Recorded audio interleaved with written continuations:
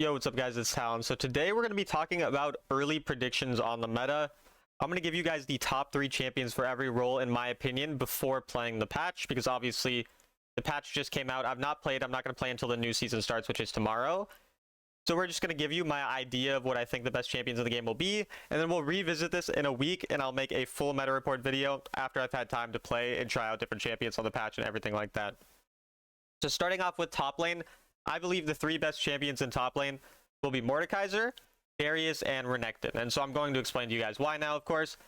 So starting off with Darius, who I believe will be the best top laner in the game on the new patch. Why do I think this? The main reason that I think Darius will be so strong is because consistent bruisers with really good damage are what I feel like are going to be really strong right now.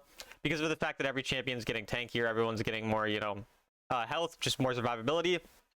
A champion who thrives in longer term combat like Darius is just going to be super good. His stacks allow him to stay in combat for a very long time. He really likes longer team fights, has really good sustain, and he's already been a really strong champion in general in the meta. After that, we have Mordekaiser, who I think will be the second best champion. One of the big reasons for this is the changes to the mushrooms that spawn behind turrets, which make late game champions even stronger. So a champion like Mordekaiser, who's more focused on the late game, I think is going to be really good. Mordekaiser's already been really good. He has really good consistent damage. He's a bit more burst oriented in his damage, but I still think he's very strong. And then lastly, we have Renekton. And so Renekton, the reason I think he's going to be really strong, I think a lot of people are going to start veering towards playing some late game champions and scaling. I think a champion like Renekton scales better than people think, but he's also super good in the early game, and he's going to be able to punish people in the early game.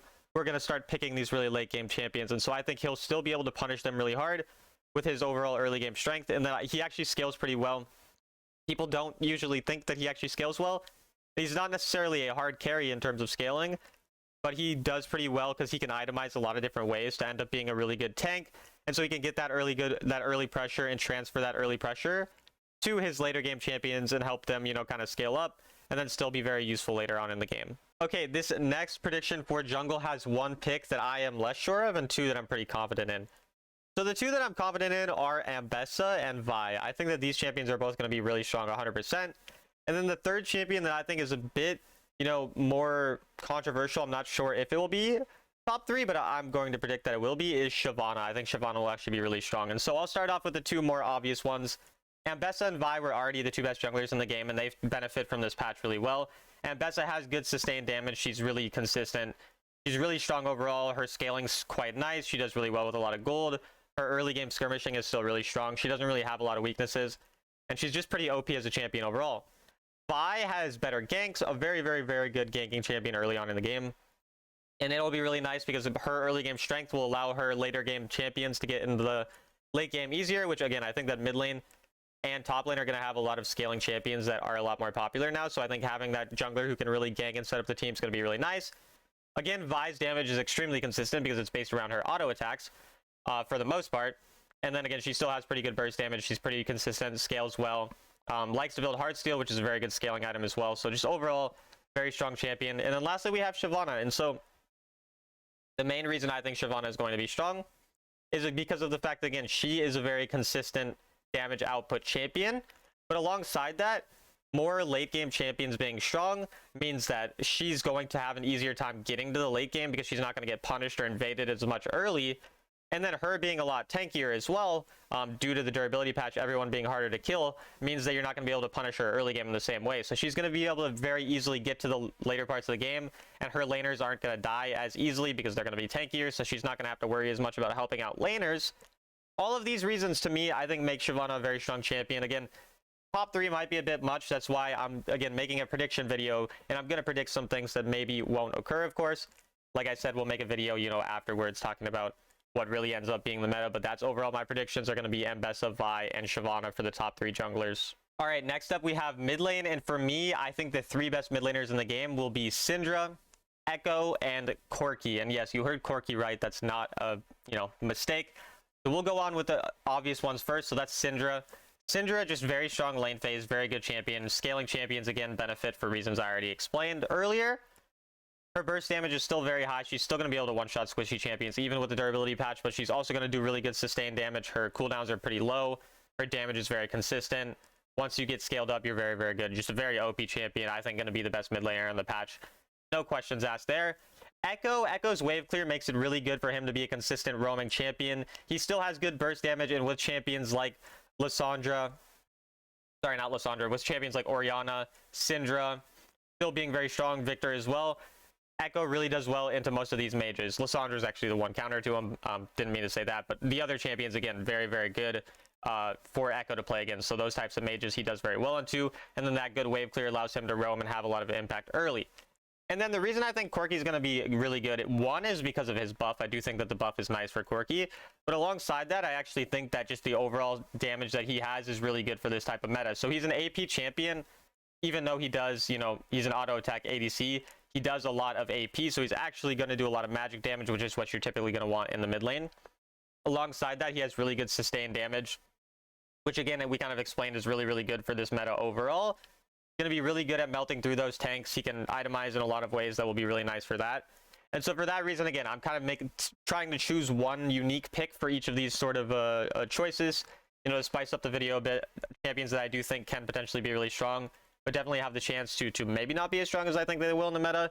I think champions like Victor or Orianna definitely could be taking that spot instead, but I do think Corki is definitely one that I wanted to mention, and so I wanted to throw him on this list because I do think that Corki will be a lot stronger in this patch. Okay, and next up we have ADC. So for ADC, I think that Varus, Kai'Sa, and Xayah are still going to be the 3 best ADCs, which is pretty much the same as last patch. So first I'll go on with Varus. So I think Varus will actually be a lot worse in comparison to his old strength, because he was more of a burst champion who relied on people being squishy and was best into squishy champions. Now, Varus is just so OP, such a good laner, so consistent. He's just so good at so many things that I think he'll still be extremely strong, which is why I do still think he'll be a top 3 champion even with these changes. Now, the other 2 champions, Kai'Sa and Xayah, benefit a lot from these changes. Kai'Sa's really, really good into tanks and really good with aggressive team comps as well, but she's very, very good with tanks, or into tanks. And a lot of champions getting stronger, the fights being longer is going to be really good for her consistent DPS. But she still has that burst damage to burst down squishies, and that burst damage might be lacking in a lot of team comps when people are really looking really hard for, you know, these consistent damage champions rather than champions with good burst. So I think she has a lot of versatility there. And because of the fact that late game champions are becoming stronger due to the fact that the lane phases will have those mushrooms spawning, I do think that Kai'Sa is going to be really good. For Xayah, she's just so safe and consistent as well. Any, you know, fight that goes on for a long period of time gives her more chances to get feathers out, pull those feathers back in, get a bunch of damage off onto people, everything like that. She's just a really consistent laner. She's strong in lane, but still scales up really nicely. She's just very consistent overall. I do want to kind of mention Sivir as well. I don't think Sivir is going to be top 3, but I think Sivir is going to be very underrated by people. A very good late game champion who has really, really good scaling and has always been underrated to people, and I think benefits a lot from these changes. So I wanted to mention Sivir as well. But overall, I think that Kai'Sa, Varus, and Xayah are going to be the top 3 ADCs in the game. And then lastly, we have support. And in my opinion, for support, we're going to have Lulu, Milio, and Nautilus. So starting off with the enchanters, Lulu and Milio are so similar that I'm kind of going to group them together when I talk about them.